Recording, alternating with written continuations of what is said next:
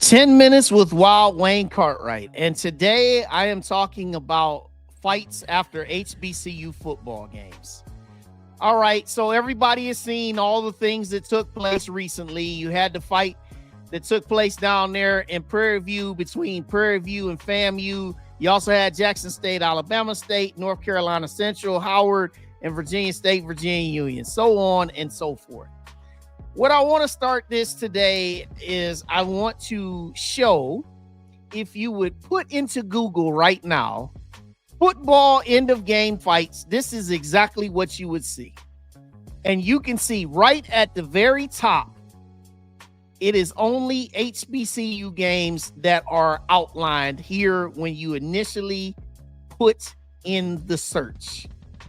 Now, this, I will say, this is another, what should be a reminder that all things, all incidences, okay, all incidents, they lump all HBCUs together. I know people have pointed fingers. They said this person's to blame, that team's to blame, those fans are to blame. You blamed it on officials. You've said all these different things. But here and again, we are lumped all together. Okay? One thing happens, the entire culture is dragged down. Okay? And it's unfortunate that it has come to this, right? But I'll also draw your attention to something that's in here that you can see. Michigan MSU players fight. Okay? They had a brawl that took place at the end of their game for the second time in as many years. But yet this is all that was mentioned about it. A small little article that gets lost in translation. But then when you look at ours, we've got nonstop articles. You can look at all of it, right? It's been posted many times. It's been in all the Facebook groups. Everything social media, been on X, everything. You've seen it all. But at the end of the day, we have to understand that we are judged differently. Our stories are told differently. The narratives are shaped differently. And now we've got, you can see the statement that's come out from Commissioner McClelland of the SWAC. You can see that there's been 16 players total. You can see there's fines that have been levied, $25,000, all that. Then you can see here with the MEAC, they're still investigating. But here's the thing that's really, really unfortunate is that at the Celebration Bowl, they've implemented a policy where the loser has to go right to the locker room. Okay. And it's unfortunate because no matter how hard the game is played, no matter how good the game is played, the players, they can't greet each other post game. Say, hey man, good game. Congrats to y'all for being here. But yet, and still, it's come to the point to where they're looking out for number one. The sponsors, they're looking out for number one. They don't want to see anything potentially break out on national television. And that's unfortunate that we've gotten here. Okay. But as I said before, people have pointed blame. I've seen Jackson State fans say that Alabama State players started it. Oh, but you know something? Everybody's to blame. Everybody. But I'll start here first.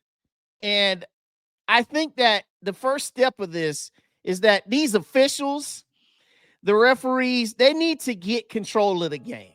Now, I watched the entire game of Jackson State and Alabama State. Now, there were a few unsportsmanlike conduct penalties called, but there really wasn't enough to be called to really gain control. Players were jawing at each other the whole game. They were pushing and shoving after plays. There was a lot of stuff that went on. And anybody who really watched this game between Jackson State and Alabama State, you knew that there was going to probably be some fighting at the end of the game because This was a revenge game for Jackson State. In Alabama State, there was a lot of frustration involved because losing this game pretty much ended their season. Now, they still have 2 games left to play, but they're not going to the SWAC championship game, and that was their ultimate goal. And so you think about these officials. Unsportsmanlike conduct penalties, they need to be called more in regularity when you have situations like that, right? Unsportsmanlike conduct is just like a technical in basketball. If you get 2 of them, you're ejected. You got to call it as early as you can and often as you can, just to gain control of the game and get the players' attention. That didn't happen in this case. Instead, they let things go on, and then at the end of the game, players started fighting. But as I said, everybody has to take their role in the fight. It's not just on the receiving end.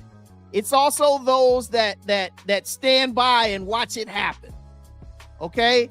Yeah, it's all funny. It's a lot of laughs, and it could be entertaining to people. But as you can see in my first slide of this presentation, it's the first thing that's planted all out there on a national search. Okay? But also, what else can be done? There's got to be more of these guys involved. You didn't see enough of this out here in all the incidents that took place. These guys, talk about security and armed officers, they can also help out to make sure that things in order can be restored. But the bottom line of everything that took place, fights happen way more than what was shown. And it's not just at HBCU games. But my overarching message here today is that it's not just about fighting. It's not just about decorum. What it comes down to is us as HBCUs, our entire culture, our institutions, our athletes, our alums, people that cover it like me, some of the journalists, all of this stuff. We got to do better at the way we portray ourselves. We got to do better at the stories we tell. We got to do better at trying to unify our culture.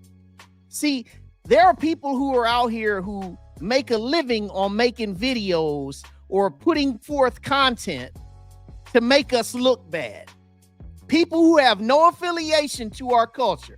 People who have no business creating information or spreading information. But when we do what we've done, we make it easy for people to make us an easy and open target. So when it comes down to end of game situations, our coaches, and also just our athletes as a whole, you got to understand what the bigger picture is. It's bigger than just the game.